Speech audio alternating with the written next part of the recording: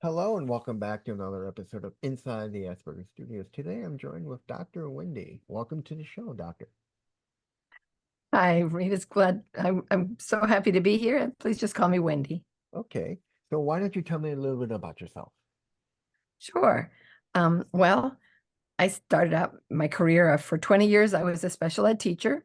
For another 20 years, I was a school psychologist and became a licensed educational psychologist. And then after 40 years of working, and the last part of my career, the last couple decades, I specialized in autism in the schools. And then I retired. Um, Retirement didn't really take with me. So first, I started writing books about autism.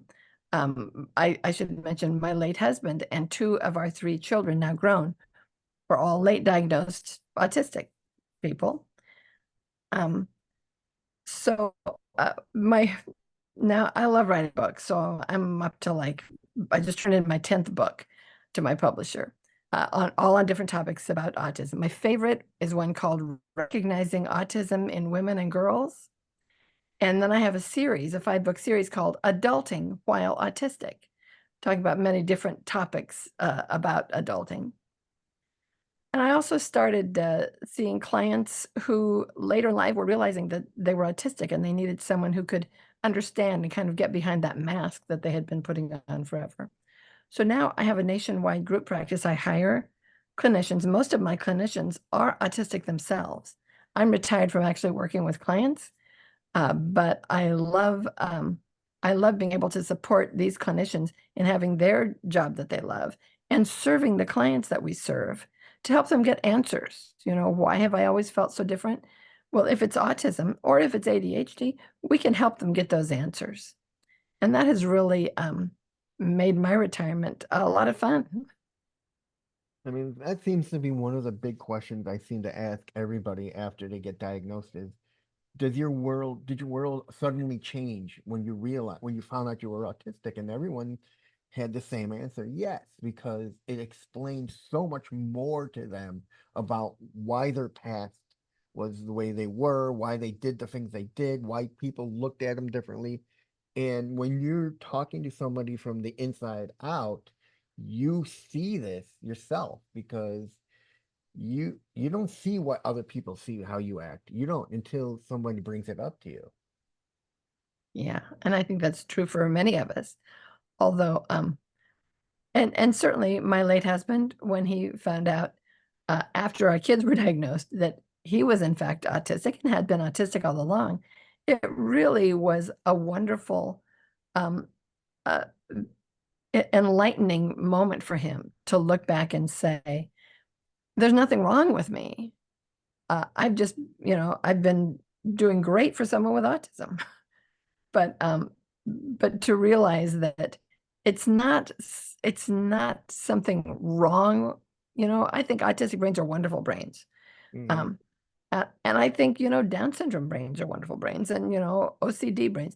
I think, and that's what the neurodiversity affirming movement is all about, is all brains are good brains. Let's not try to cure something. Let's try to make people's lives easier with the brains they have by not putting barriers up for them. So when did your husband get diagnosed? He was, see, my time brain is not working. Our youngest would have been like 13, 14. Um, so he was in his probably 40s. And Mm. he'd always known that he was different. At one point, he and my oldest child were both diagnosed with obsessive compulsive disorder, OCD. Okay. So we used to think, well, everything that's different or challenging for them, it must be the OCD. But it turns out it was never OCD, or maybe OCD but Mhm. autism just gave more answers. And it's like, okay, that fits. I mean, what a lot of people don't realize is just you may just be diagnosed with autism, but there's also sides of other things you get as well. OCD, ADHD, and these are Yeah. other disabilities that kind of go along with autism. Yes, that's so true. And we often see anxiety and depression are the first things that might come up. But I think living as as an autistic person in a neuromajority world would be anxiety provoking and would be depressing if you're trying to talk to people and they don't understand you and they misunderstand your intentions. So many people I've worked with, people are always getting mad at them and they don't know why. My own husband, his mom was always saying, his teachers too, "Oh, you're in trouble now." And he'd say, "Why?" They'd say, "You know what you said." And he didn't know because Mm. he was very literal. And they were like, "When you say that literal thing, that means you're being smart with me and you're talking back. And if you ask me, what does that mean? Then clearly you're a smart aleck." So it was confusing for him when he was a child. Mm. But as he became a teenager, he kind of learned to go with it. He learned how to use it as humor on purpose instead of people just laughing at him and him being clueless. You know what a lot of people don't realize about us is the fact that you can say if we do something wrong and then we don't know until later on, and then they come back and say, "Oh, you didn't." They call you into the office. You did this, this, and this, and you're like, "Did I? Why didn't you tell me there and then I did this or to my face?" I've had encounters where I volunteered at a museum where I'd get called into my supervisor's office and they'll go, "Reed, we've been told that the volunteers don't like you standing too close to them." I'm like, "Why didn't they tell me to my face? Why didn't they tell me?" And she's like, "People don't like confrontation." And I'm thinking, how do you expect me to correct myself if it's not on the spot? And that's what they don't get. We forget from the moment it happens because other things are going on, our minds are processing everything. We don't hold that one incident in their head. Yeah. And if a neuromajority person has an innate sense of what's the right distance, they make an assumption that everybody knows that. And if anybody's standing too close, that means they're doing it on purpose. And that means maybe they're threatening. Um, and if I confront them, it will make it worse instead of just the basic, "Let me know." I remember once after my husband had recently been diagnosed, we had bought something and there was something wrong with it. We had to go back and we didn't get back in line with the groceries because we weren't buying anything new. We just needed to stand nearby the cashier to be able to look and say, "Oh, we just need to fix this." And we stood and stood. I was kind of behind, he was closer. And then I realized that man's never going to see him unless David takes one step forward and to the left. So I just said, "Hey, do it. Take a step forward and to the left." And within moments, the person said, "Oh, can I help you?" Now, to David, he thought he was as close as he needed to be. Whether it's too close or too far, it's that, the perception. But once he got into the guy's peripheral vision, David's own peripheral vision is huge. He can see everybody on the sides. But a lot of us in the neuromajority have, a more narrow vision. So Yeah. just knowing stand closer, stand farther is something that, just tell people. And wouldn't that be easier? Now, how old were your kids when they got diagnosed? The youngest was about 13, 14, Mm-hmm. and then the oldest would have been already in college. All right. Um, yeah. Now, I read your bio and you realize that women and those who were part of the LGBTQ community had trouble getting resources for getting tested and everything else. When did you realize this? Well, as I was working with clients when I first retired, I kept hearing some of the same stories again and again. A woman would come, and one woman said, "I went to my doctor and I tried to say I'm autistic, and he immediately said, 'Oh, you can't be,' without even testing me." He says, "Because you looked at my eyes." Well, anybody can choose to look at someone's eyes, even if it's not their comfort level. And so many, especially people who were assigned female at birth and kind of raised to be girls and women, learn to mask. They learn to pretend to be what other people expect of them. So they get really good at masking and pretending to be normal, which I can't say normal without finger quotes. Um, and they're so good at it that they can't get diagnosed. And there's a lack of awareness in the larger medical and therapy world of what autism is, and many of them have seen early diagnosed people who are identified as autism when they're 2 and 3 years old is going to be a very different person, perhaps, than someone who isn't identified till they're in their 30s. So if they look at that person and say, well, you can talk, you're married. One woman spent thousands of dollars, and at the end of it, the psychologist told her, all of the tests that I gave you, you passed, you were in the range of autism, but I won't give you the diagnosis because you have a job, you're married, and you looked at my eyes. That's Now, he already knew all of that before he took all her money. that's But very I think ableist we of him. need to look behind the mask. Yeah, instead of, oh, you looked at my eyes, we could ask, did you teach yourself eye contact? Or do you have a system for eye contact? Or how does eye contact feel to you? Because as a neuromajority person, eye contact feels like nothing to me. And nobody taught me how to look at people's eyes. And when I look at people's eyes, I have zero emotion on it. It's like nothing. It's like breathing. But people I know who are autistic, they might have to train themselves to look at someone's eyes. They might say, oh, I'm going to look at the glasses. Or they might have a system. I'll look at the eyes for 3 seconds. I'll glance away for 4 seconds. I'll look at their eyes again. And they're counting in their head while they're having a conversation. You got to be smart to be able to do that. But it's exhausting. I can Mhm. only imagine how tired they are at the end of a conversation of purposefully, and you can speak to this more than I can, I'm sure. I mean, what people don't realize is we may not be looking at your eyes, but we're still listening. Yes, exactly. We hear with our ears. Yeah. And yeah, my oldest child in high school, teachers kept saying, don't take notes, just look at me. And as soon as he did that, he knew, well, now I'm not going to get anything. He could not understand or retain any of the information, and his grades suffered because every teacher that said, you must look at me while I'm talking, like he didn't get any of the concepts that were being presented.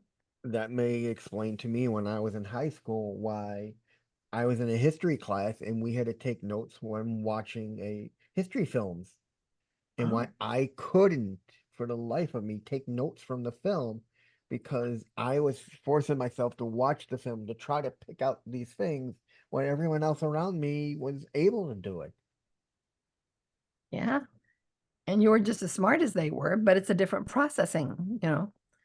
Everybody had great brains, but your brain was different. And they should have made allowances and said, for you, you don't have to take notes while you're watching it. Maybe jot down notes afterwards of what you remember from it. But yeah, teachers do need to uh, teach differently and allow kids to learn in their own way. I mean, it kind of reminds me of a story I had with a client, a guest of mine, and he was talking about he was giving a speech to a bunch of autistics at the JCC, and at the end of it, he went to the woman that had sponsored it and everything, and she's like, "How did it go?" She's like, "He went horrible. Nobody was looking at me." And she's like, "You're wrong. It went great. They heard every word you said. They may not be looking at you, but they were listening to you." Yes, and that's the important thing. They could have walked out if they weren't enjoying what they heard. Yeah, and I would love for more people to get that message. Is it doesn't matter if they look at you. It's are they with you? Are they listening? Yeah. So when did you start your autism assessment and services? Um, I uh, I was seeing a few private clients doing consultation before the pandemic, and then after the pandemic, I went to you know telehealth. Sorry, every once in a while I drop a word. I went to telehealth and started seeing people, and more and more people around the time of the pandemic were noticing. At first, when there was a lockdown, our autistic people were going, oh, thank goodness. I don't have to go into the office. I can work. I can be productive. I can get so much more done. And all of their coworkers were going, oh, this is terrible. I can't be with the other people. I can't, leave my house. And then at the end, so they were going, what's so different about me? And they were researching, and there were a lot of TikTokers and podcasters and bloggers who they could relate to, who they were autistic. So if they're autistic, maybe I am.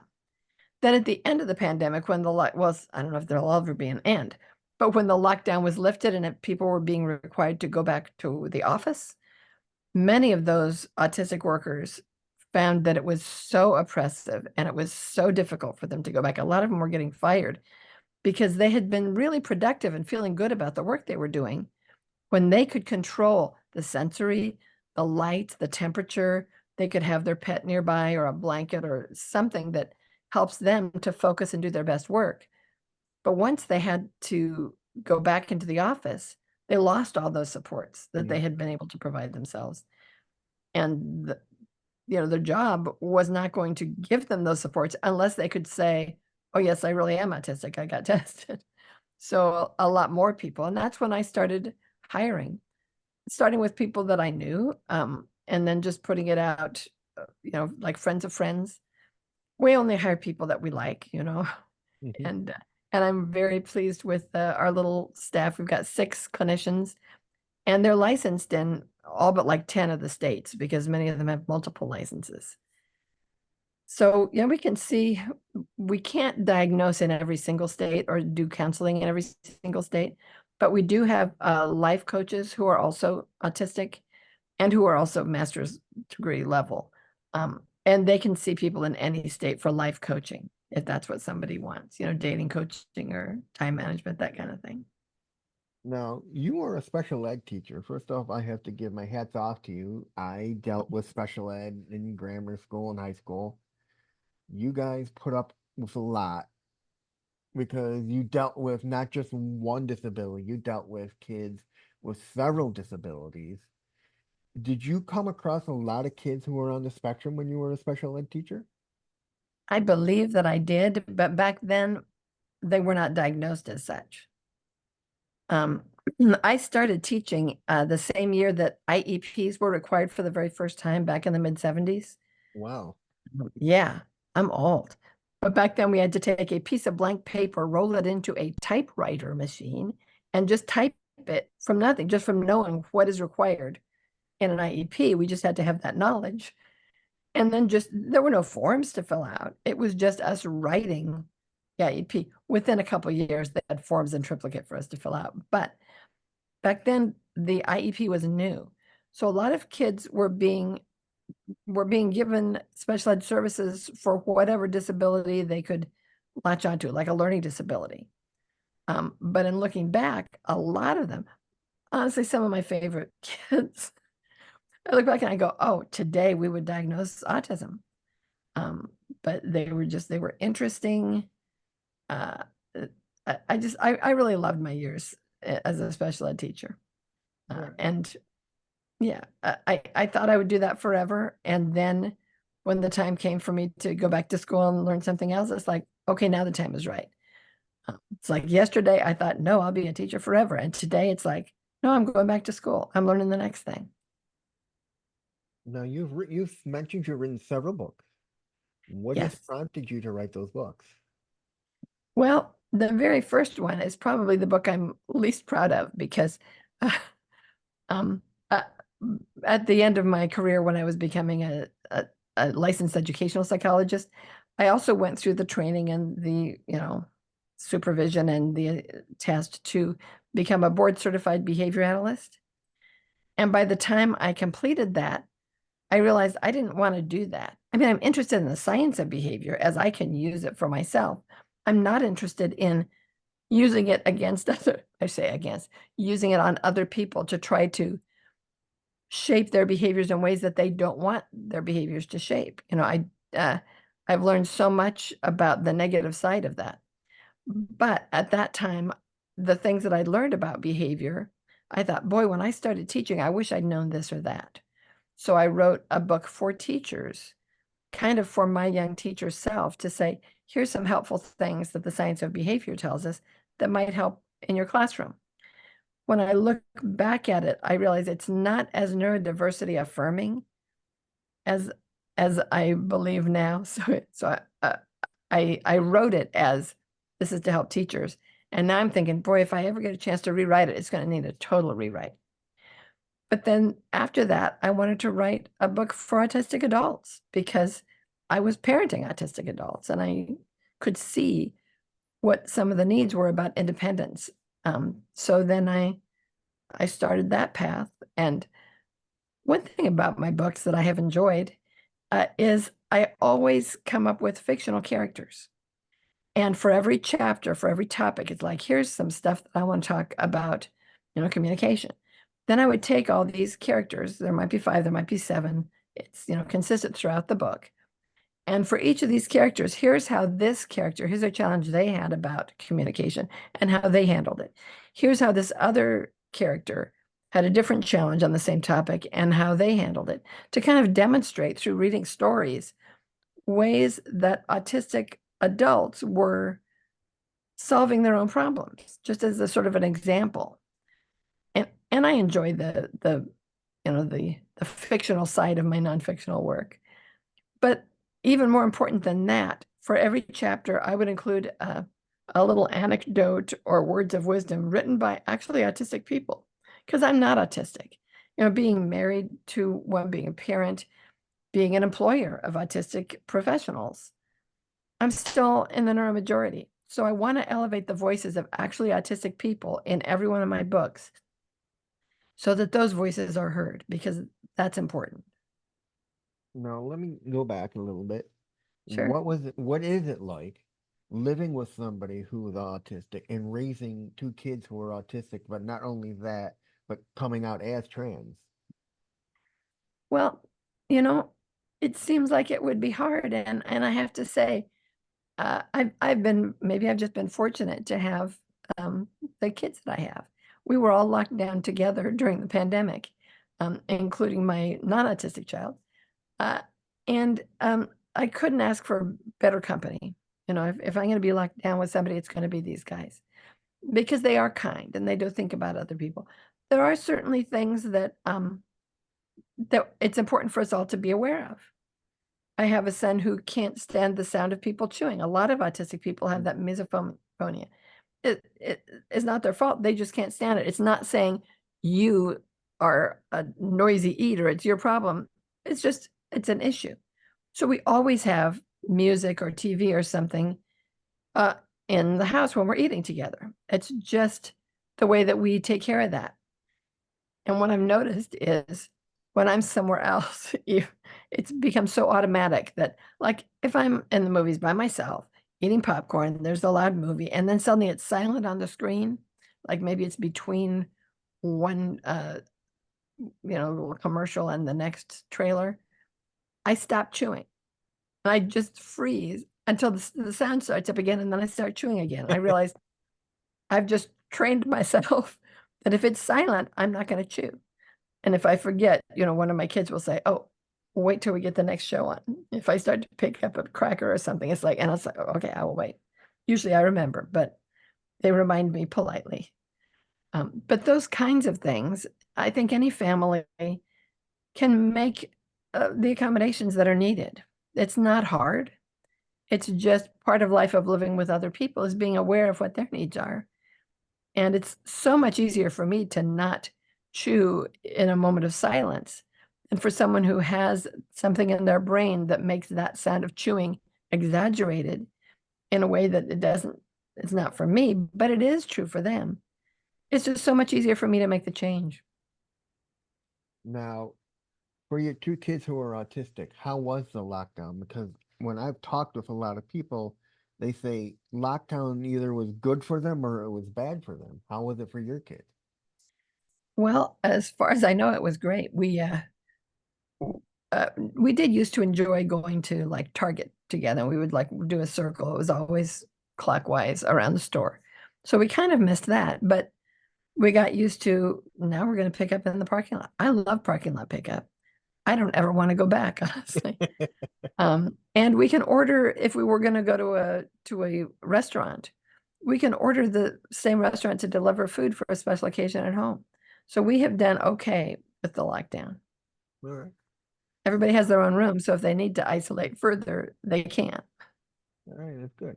Now, what kind of recognitions did your books get? What kind of what? I'm sorry. Recognition. Oh, well, thanks for asking. Oh, Um, my first independent living with autism, so now the rewrite is called Independent Living While Autistic. but that one got the Chanticleer International Book Award Grand Prize. A Wow. couple of the others got a first. One that I wrote with my daughter, who's not autistic, is called, it was right at the time of the pandemic. It's called Homeschooling Autism Style. And we wrote that one in like in 2 weeks because suddenly all these parents were homeschooling. That one got a gold award from the Nonfiction Authors Association. And recognizing autism in women and girls, it did get a first with the Chanticleer, but it also got a silver award with the Sarton Book Awards, which is even though it's a silver, it's a prestigious award, and I'm Mhm. proud of that.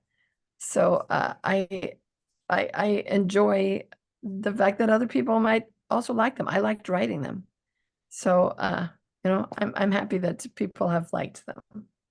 Now, from reading your bio, you mentioned you moved from California to Oregon. Why Yeah. did you go across country? Well, we chose Oregon when I retired because I have two sisters who live here, and it Hmm. was just nice to be closer to family. Also, the climate in the little part in the center of California where we were, it was very dry and very hot, and it was a difficult climate for my kids and me to be healthy. We've all got a little bit of asthma, and in Oregon, the water falls right out of the sky for free. Right before we moved, our last 5 days, I had just retired. We were packing up everything. The last 5 days before we made the move, it was 108 degrees every single day, 5 days in a row in California where we were. And so every day as we were getting up, packing boxes, I'd say, okay, it's 100 days. But in Salem, Oregon, it's 78 right now. So that was we're going to a place where it will not be so hot. And it's, of course, climate is changing everywhere, but we're happier being with family and also Mhm. being in a climate where things grow and we enjoy the surroundings. Now, did you know your kids had autism before they came out as trans? Yes. First, we learned that they were autistic when they were like 13, 18. And it wasn't until they were adults that they came out as trans. My youngest had not been aware that there was a thing called trans when she was younger. Hmm. Um, she just didn't know. And I think the um, the understanding of gender was something that she took a lot of time with before she came out as my daughter, rather than the son that I thought that I had, but the daughter that is truly mine. And it was after that that my oldest, who had already come from, he was assigned female at birth, he'd come into non-binary Hmm. and was using they, and then said, went from non-binary to like, at first it was like, well, 85% of the time she would be appropriate. But the other part of the time, he feels right. So we'll just use they. But then came to the point of, no, it's not they. It is now 100% he. He just knew who he was.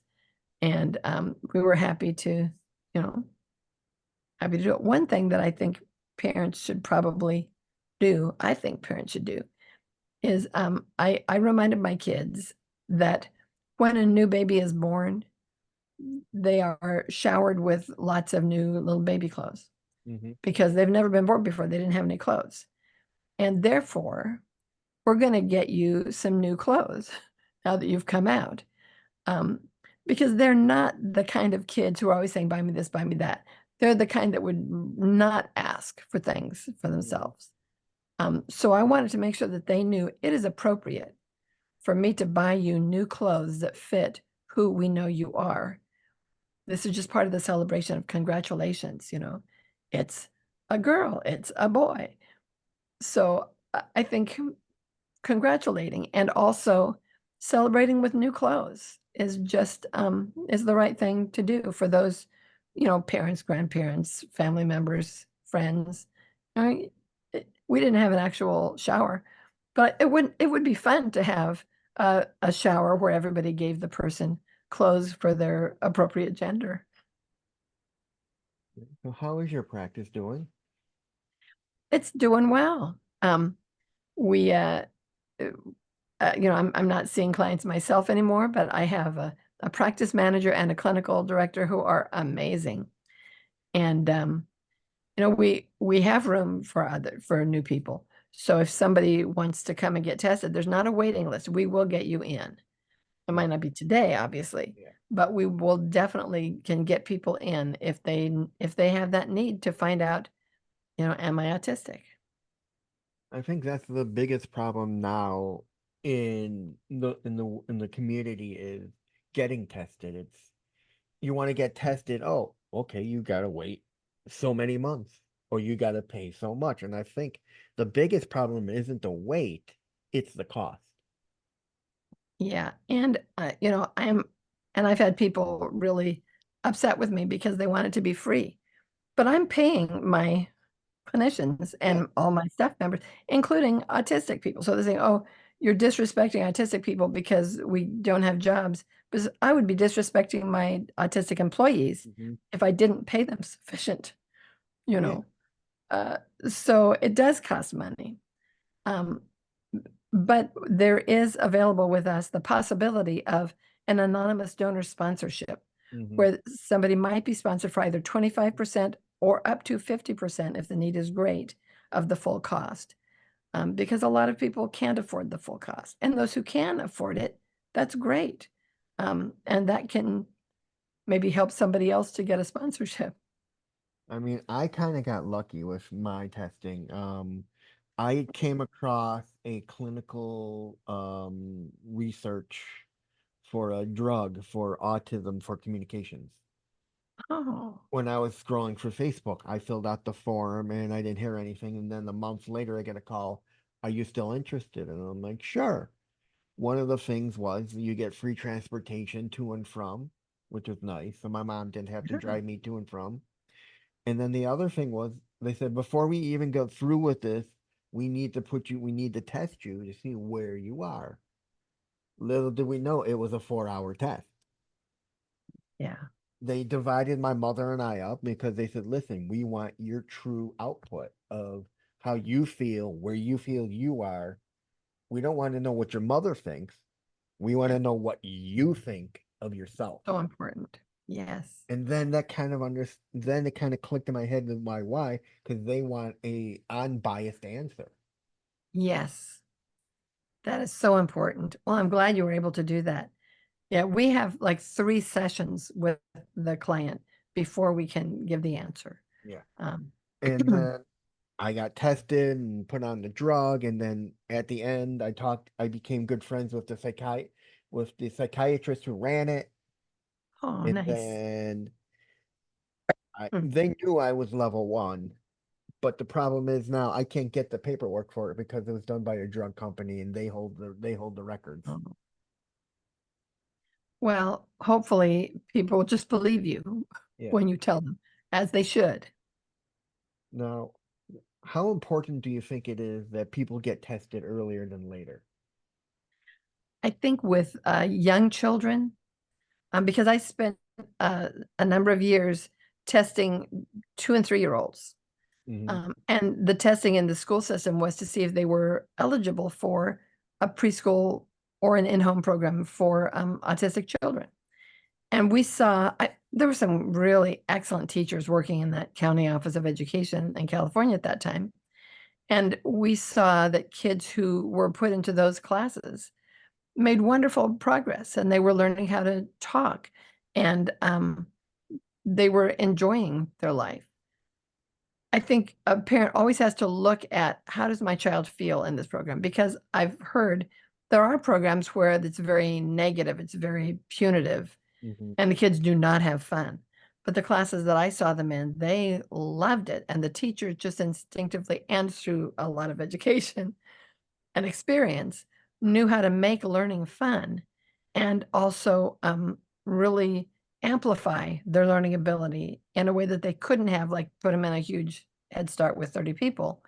But in a small class, it was really important to get that identification early. Once someone is out of school, uh, I I think it's as important as the individual thinks it is. If they and honestly, I don't think everybody needs a formal assessment. A lot of people know who they are. They Hmm. self-identify, and I respect that. nobody knows you better than you know yourself. Yeah. It's only when there's some paperwork that's necessary that I think, yeah, somebody might need that. And some people just have they just have self-doubt and they want to hear that from someone else. One thing I've seen, depending on the state, if someone just has an autism assessment like we provide, where we do different autism questionnaires, tests, interview, observation, it might not be enough if they then go and say, oh, I want to get disability funding from the state as a disabled person. Some states are going to say, oh, but you didn't have an IQ test. You didn't have, a neurologist doing this. We don't test IQ because when an adult comes to us, and typically they've been through school with no special ed services, and between our interview and observation, we can rule out what used to be called mental retardation, and now it's intellectual disability. That needs to be either identified or ruled out in the DSM, the Diagnostic Statistics Manual, that we all have to use to check those boxes. We don't like the medical language that it uses in the DSM, like abnormal this and failure to do that. We like a more positive approach.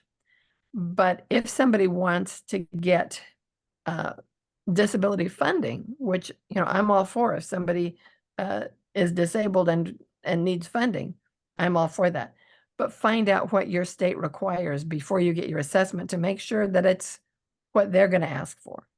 You don't want to get an autism assessment and then have them say, well, it wasn't a neuropsychologist, or it wasn't a this, or there was no IQ testing.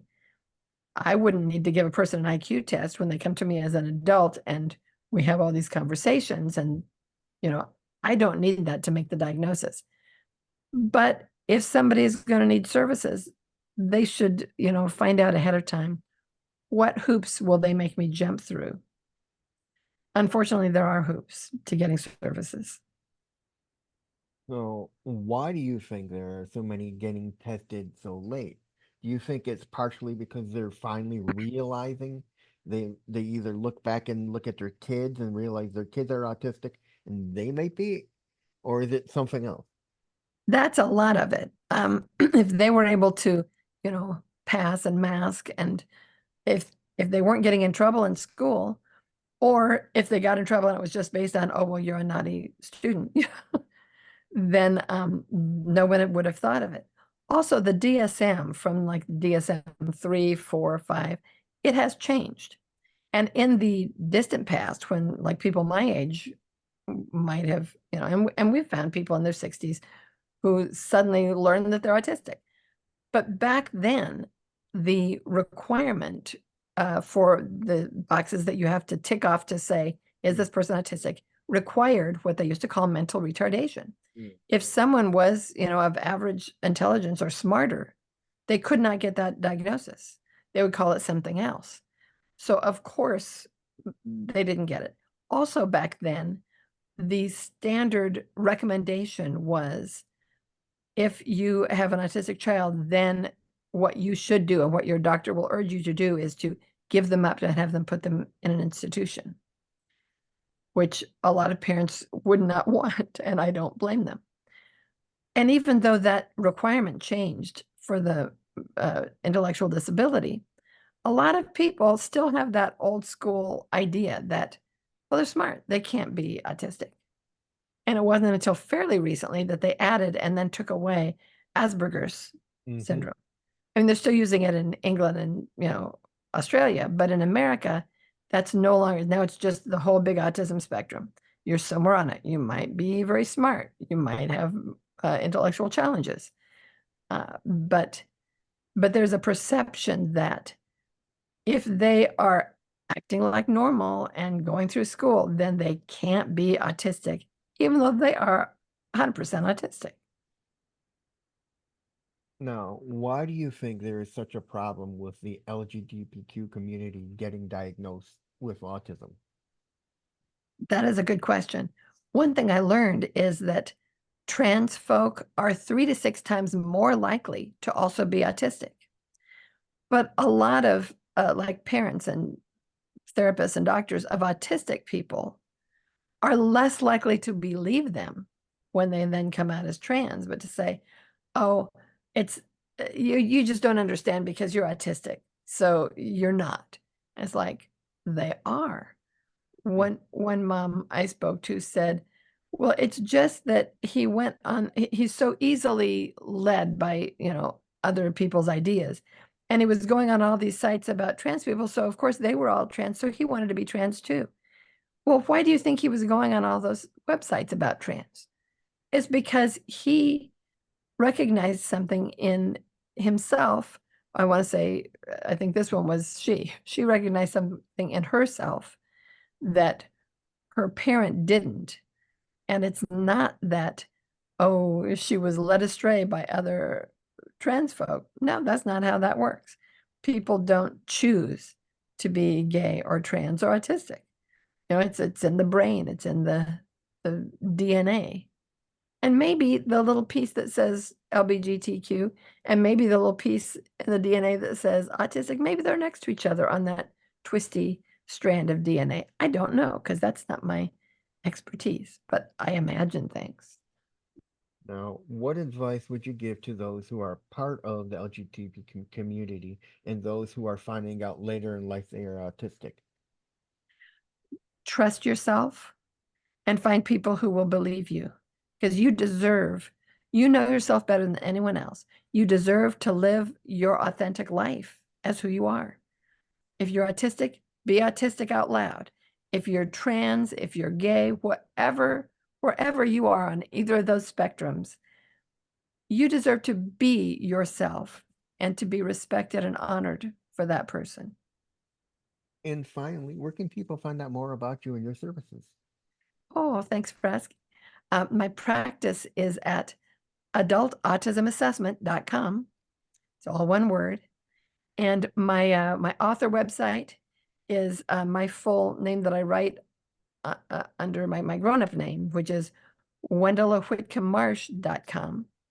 And I can send you those if you want to put them in the notes because it's kind of long. Okay. And that's it, ladies and gentlemen. I'm Reed Miles. That was Wendy Marsh, and I'll see you in the next one. Thank you, Wendy. Thank you. It was great to meet you.